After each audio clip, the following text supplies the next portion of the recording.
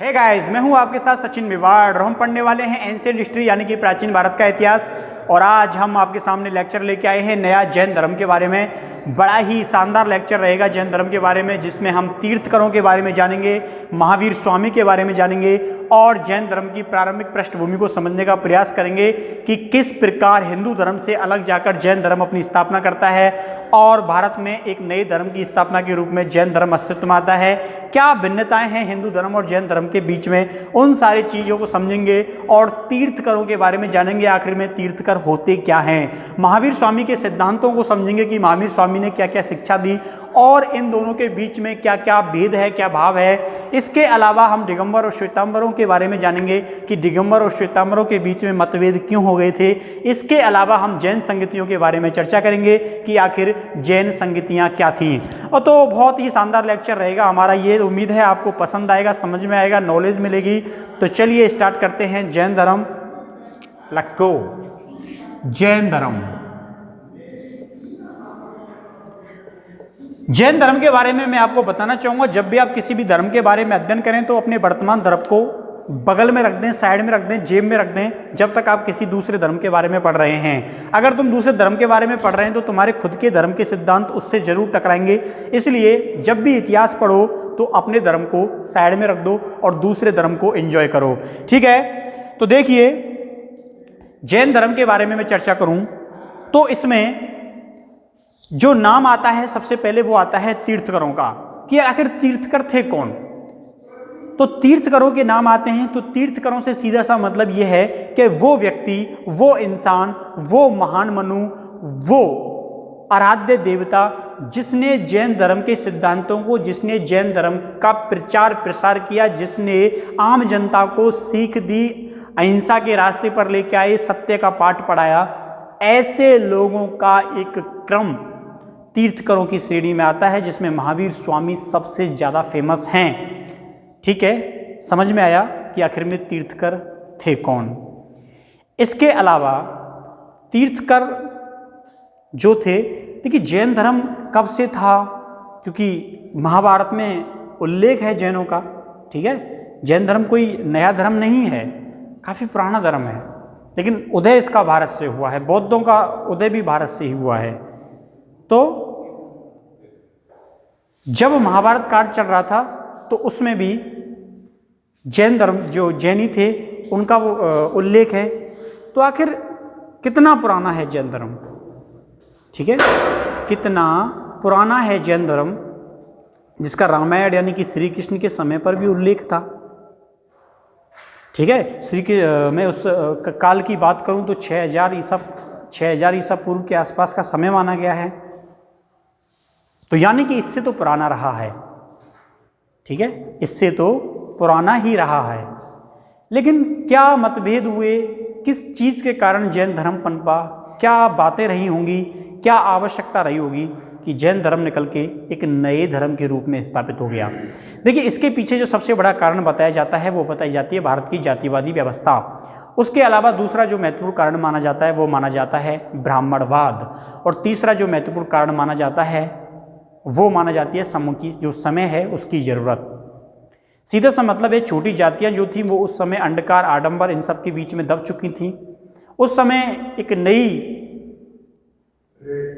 धर्म की जरूरत पड़ रही थी और ऐसी व्यवस्था को जन्म दिया गया। ऐसी लोगों को जरूरत महसूस हुई कि हमारी आवश्यकताओं को पूरी करने के लिए, हमें धार्मिक ज्ञान देने के लिए, हमें कुछ नया सिखाने के लिए जिस चीज़ की आवश्यकता है और उसी चीज़ की जो पूर्ति है वो कौन करता है, जैन धर्म करता है, ठीक है। तो अब हम इससे संबंधित जो महत्वपूर्ण फैक्ट हैं उनके बारे में बात करेंगे, उन महत्वपूर्ण फैक्टों को जानेंगे कि आखिर कौन कौन से महत्वपूर्ण फैक्ट इससे संबंधित हैं और उनको पढ़ना एग्जाम के पॉइंट ऑफ व्यू से काफ़ी महत्वपूर्ण है। देखिए, सबसे पहला शब्द बताता हूँ मैं आपको, जिन। जिन शब्द को जिंद मत समझ लेना, जिन को जिन ही समझना। जिनका अर्थ होता है कि वो व्यक्ति जो राग द्वेष बुराइयों पर विजय प्राप्त कर लेता है, जो राग, द्वेष और बुराइयों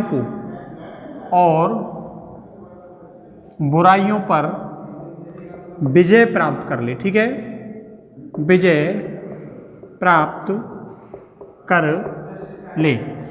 तो जो व्यक्ति अपनी बुराइयों पर विजय प्राप्त कर ले, जो उसके अंदर द्वेष हैं उन पर विजय प्राप्त कर ले, जो उसका मन है उस पर विजय प्राप्त कर ले, जो अहंकार है उस पर विजय प्राप्त कर ले, तो ऐसे व्यक्ति को क्या बोला जाता है? जिन बोला जाता है। ठीक है, जिन बोला जाता है। तो समझ में आया, जो व्यक्ति अपने आप पर विजय प्राप्त कर लेता है। अब ऐसे बहुत कम व्यक्ति होते हैं। ठीक है, आप लोग मार्केट में जा रहे हो, आपको मिठाई की दुकान देखी, अरे मन कर रहा है मिठाई खाएंगे, नहीं, आप लोग ऐसा नहीं कर सकते। जब आपको अपने मन पर विजय प्राप्त नहीं है, आप लोगों को किसी भी चीज़ की इच्छा हुई, उसमें इच्छाएं समाप्त कर दी जाती हैं। ठीक है, आप लोग देखते हो ना, एक जैनी साधु होता है, वो नग्न अवस्था में घूमता है सड़क पे, हम लोग हंसते हैं, वो देखो कौन जा रहा है। ठीक है, सोचो हम ऐसा कर सकते हैं? नहीं कर सकते।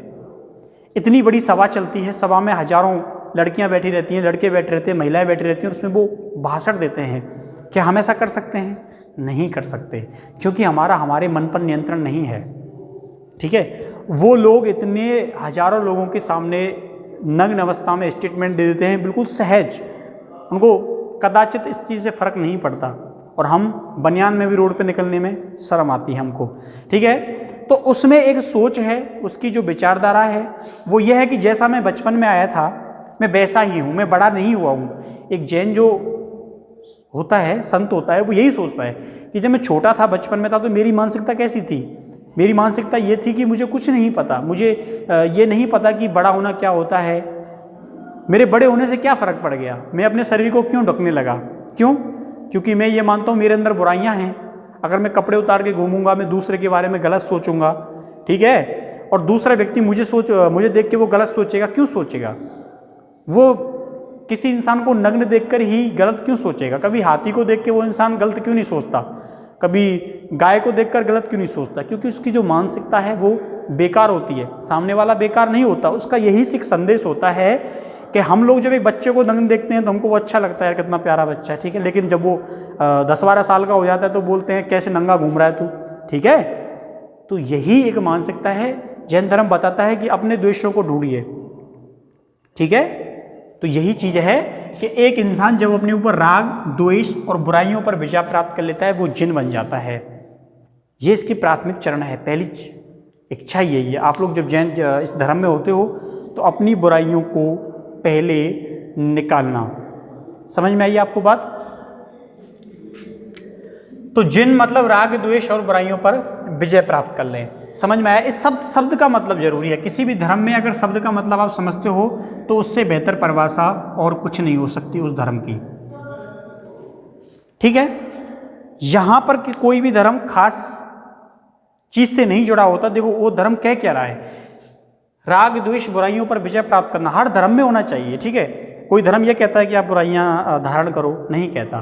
तो ऐसा व्यक्ति जो इन सब पर विजय प्राप्त कर ले वो किसकी श्रेणी में आता है? वो जिन की श्रेणी में आता है, ठीक है। अब देखिए दूसरा शब्द है यति। यति किनको बोलते हैं? सीधा सा अर्थ है जैन साधुओं को। जो जैन साधु होते हैं ना, जैन साधुओं को, जैन साधु क्या बोलते हैं? यति बोलते हैं। हिंदू धर्म होता है तो बाबा जी आ गया, साधु जी आ गए, संत जी आ गए, ठीक है। ऐसे ही इस्लाम में चले जाइए, पीर बाबा बोलते हैं उनको, पीर बाबा आ गए, ठीक है। जैसे औरंगजेब को बोल देते जिंदा पीर है। तो ऐसे ही जब गुरु नानक साहब के पास आए थे 5 पीर मक्का से, बोले तुम्हारी प्रतीक्षा लेनी है, हमें तो मक्का का ही खाना खाना है। जब गुरु नानक ने उनको मक्का से मंगाया, खाना खिलाया, ठीक है। तो ये चीज़ें हैं, ऐसे ही यति बोला जाता है, ठीक है। उनको साधु नहीं बोलते। हर धर्म का एक अलग शब्द होता है और वही उसको अलग करता है। तो जैन धर्म में साधु को क्या बोला जाता है? शब्द जो है वो मैं तुमको बता रहा हूँ, यति बोला जाता है, ठीक है। इसके अलावा अब हम तीर्थकरों की ओर बढ़ते हैं। तो जैन धर्म के प्रथम तीर्थकर किसे माना जाता है? ऋषभदेव जी को माना जाता है, संस्थापक माना जाता है, ठीक है। किसको माना जाता है? ऋषभदेव, ऋषभदेव। ऋषभदेव को संस्थापक माना जाता है, संस्थापक। समझ में आया कि जैन धर्म का संस्थापक कौन था? ऋषभ देव थे। ठीक है, अब देखिए इसमें कुल कितने तीर्थकर हुए, तो एक छोटे से भी बच्चे को मालूम होता है कि 24 तीर्थकर जैन धर्म में हुए। तो फिर सवाल यह है, क्या जैन धर्म में टोटल 24 ही तीर्थकर हुए? 24 ही ऐसे लोग हुए जो इस योग्य थे? देखिए लोग तो इसमें बहुत हुए, 64 से ज़्यादा लोग हुए थे, लेकिन सभी को तीर्थकर की उपाधि नहीं दी गई। जैसे हिंदू धर्म है, हिंदू धर्म में लोग ये सोचते हैं कि 33 करोड़ देवी देवता, नहीं, 33 करोड़, करोड़ का अर्थ क्या होता है? प्रकार होता है, तो वो 33 प्रकार के देवी देवता होते हैं। लेकिन बहुत सारे साधुओं ने, बहुत सारे आडंबरवादियों ने सोच लिया कि करोड़ों देवी देवता होते हैं, उनके मंदिर बना दिए तमाम, ये देवी वो देवी, ये देवी आकाश देवी, पीपल देवता, सुंदरता देवी, शिक्षा देवी। नहीं, वो जो वेद कह रहे थे वो कह रहे थे 33 करोड़। करोड़ का उस समय संस्कृत भाषा में जो उत्पत्ति होती है वो प्रकार से होती है, 33 प्रकार के देवी देवता होते हैं। ठीक है, उनको करोड़ बना दिया। तो ऐसे ही तीर्थकर जो थे वो 24 थे, ऐसे लोग 64 हुए, लेकिन सबको तीर्थकर की उपाधि नहीं दी गई। ठीक है, अब तीर्थकर की उपाधि नहीं दी गई तो क्या बनाया उनको? देखिए क्या बनाया उनको, देखिए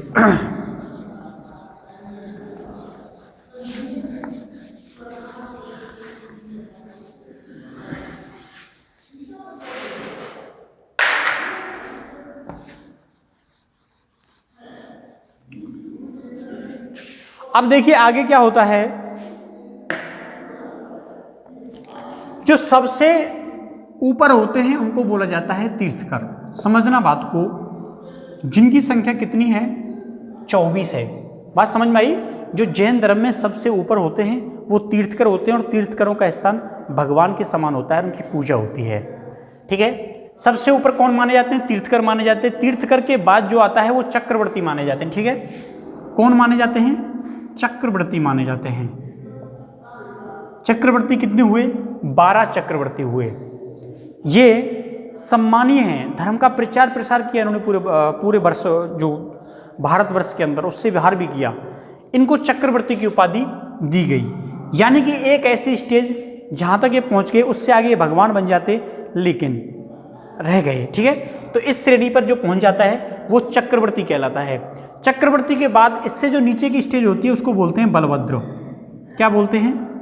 बलभद्र बोलते हैं। बलभद्र जो होता है, इनकी संख्या थी 9। कितने बलभद्र हुए? जैन धर्म में 9 बलभद्र हुए। ठीक है, बचपन में मैं देखता था बहुत सारे लोगों के नाम बलभद्र होते थे, Balbhadra public senior secondary school में। सोचता था ये मतलब क्या है, तो इसका मतलब, इस शब्द का मतलब जैन धर्म से है। ठीक है, बहुत सारे बच्चे होंगे उनके नाम बलभद्र होंगे, तो उनसे बताना कि इस शब्द का मतलब ये होता है। चौथा देखिए, तीर्थकर हुए, तीर्थकर के बाद चक्रवर्ती हुए, चक्रवर्ती के बाद बलभद्र हुए, और बलभद्र के बाद नारायण हुए। ठीक है, कौन हुए? नारायण। और नारायण से नीचे होते हैं पृथ्वी नारायण। पृथ्वी नारायण। ठीक है, कितने होते हैं? पृथ्वी नारायण होते हैं, जिनकी संख्या भी 9 होती है, यानी कि 9 होती है। अब मैं इनको जोड़ूं, अगर मेरी गणित अच्छी है तो 9 एकम 9, 9 दूनी 18, 9 ती 27। ठीक है, इनकी संख्या कितनी हो गई? 27 हो जाती है। और जो चक्रवर्ती हैं उनकी संख्या 12 है, और तीर्थकर कितने हैं? 24 हैं। तो ये 9 हो गए, ये 4 हो गए, यानी कि 3 हो गए। ये कितने हो गए आपको मालूम है? 6 हो गए। यानी कि 63 ऐसे लोग हुए जिन्होंने जैन धर्म का प्रसार बहुत ज़्यादा मात्रा में किया। तो ऐसे लोग 63, समझ में आई बात आपको? 27, 12 और 24, इसको किसी एक कोने में लिख लेना, काफ़ी महत्वपूर्ण जानकारी है। आगामी परीक्षाओं के नज़र से पूछा जा सकता है जैन धर्म में कितने बलभद्र हुए, कितने नारायण हुए, कितनी पृथ्वी नारायण हुए, कितने चक्रवर्ती हुए, और कितने तीर्थकर हुए। ठीक है, चलिए मिटाते हैं इसको और आगे देखते हैं।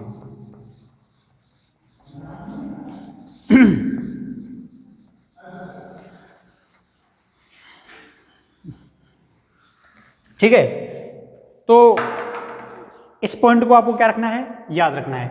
अब देखिए इससे आगे हम बढ़ते हैं और प्रत्येक तीर्थकर का परिचय देखते हैं कि उस तीर्थकर का परिचय क्या था, उसकी कुंडली क्या थी, उसकी स्थिति क्या थी। तो इनका बिल्कुल छोटा छोटा परिचय लेंगे।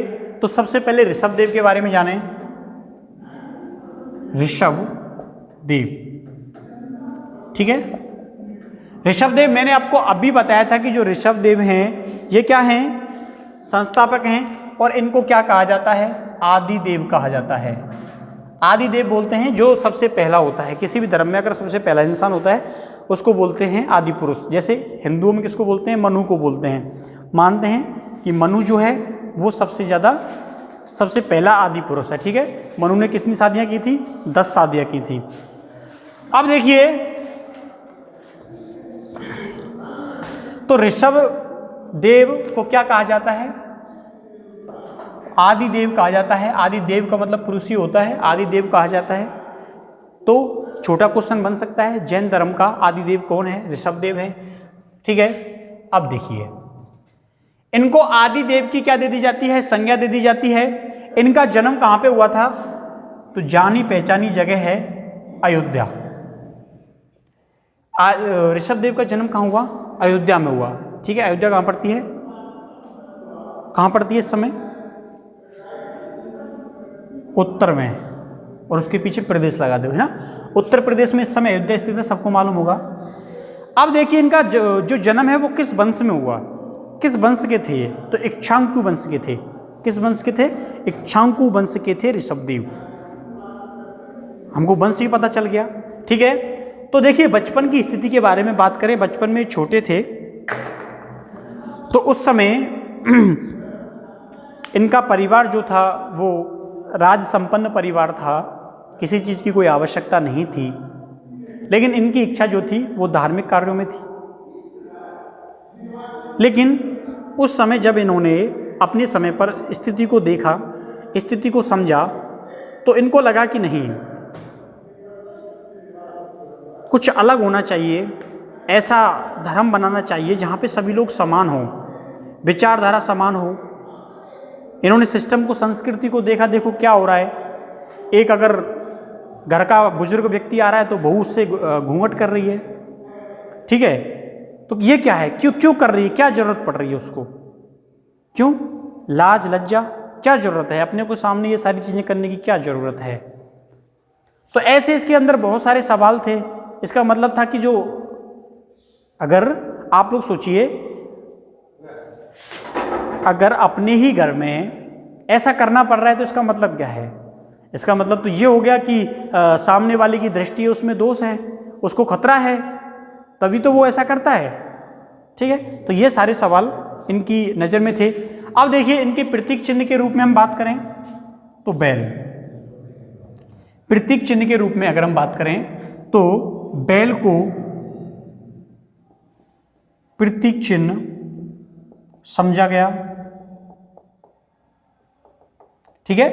बैल को उनका प्रतीक चिन्ह समझा नहीं, क्या है, बिल्कुल माना गया, ठीक है, माना गया। तो किसको, बैल को इनका प्रतीक चिन्ह जो है वो माना जाता है। अब देखिए, पुत्रों की बात करें, इनके पुत्र कौन थे, तो भरत और बाहुबली। भरत और बाहुबली इनके पुत्र थे, ठीक है। कौन कौन पुत्र होते हैं इनके, भरत और बाहुबली जो थे इनके क्या थे, पुत्र थे, ठीक है। अब देखिए, इनको बताते हैं कि ये अयोध्या के क्या थे, शासक थे, और इनका जब जन्म हुआ था उस समय भारत क्या था, असभ्य था। तो असभ्य लोगों को सभ्य किया इन्होंने। ऐसा बताते हैं कि जब इनका जन्म हुआ तो उस समय भारत क्या था, असभ्य था, यानी कि लोगों के अंदर शिक्षा का अभाव था। तो क्या किया इन्होंने, भारत के लोगों को सभ्य बनाया। क्या बनाया इन्होंने, भारत के लोगों को सभ्य बनाया। समझ में आई यह बात आपको, ठीक। चलिए, मान लिया भारत के लोगों को इनके द्वारा क्या बनाया जाता है, सभ्य बनाया जाता है।